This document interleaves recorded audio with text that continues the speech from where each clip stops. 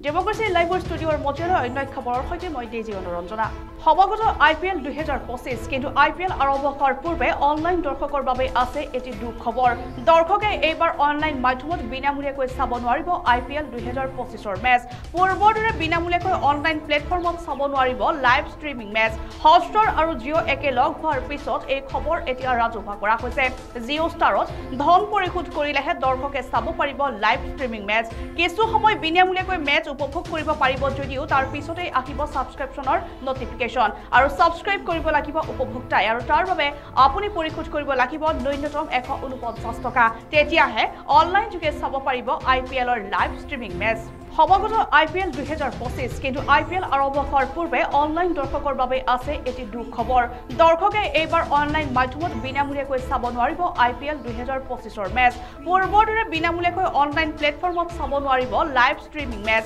Hotstar আৰু জিঅ' একেলগ হোৱাৰ পিছত এই খবৰ এতিয়া ৰাজহুৱা কৰা হৈছে জিঅ' ষ্টাৰত ধন পৰিশোধ কৰিলেহে দৰ্শকে চাব পাৰিব লাইভ ষ্ট্ৰীমিং মেচ কিছু সময় বিনামূলীয়াকৈ মেচ উপভোগ কৰিব পাৰিব যদিও তাৰ পিছতে আহিব সাবস্ক্ৰিপচনৰ নটিফিকেশন আৰু সাবস্ক্ৰাইব কৰিব লাগিব উপভোক্তাই আৰু তাৰ বাবে আপুনি পৰিশোধ কৰিব লাগিব ন্যূনতম 149 টকা তেতিয়াহে অনলাইন যোগে চাব পাৰিব IPLৰ লাইভ ষ্ট্ৰীমিং মেচ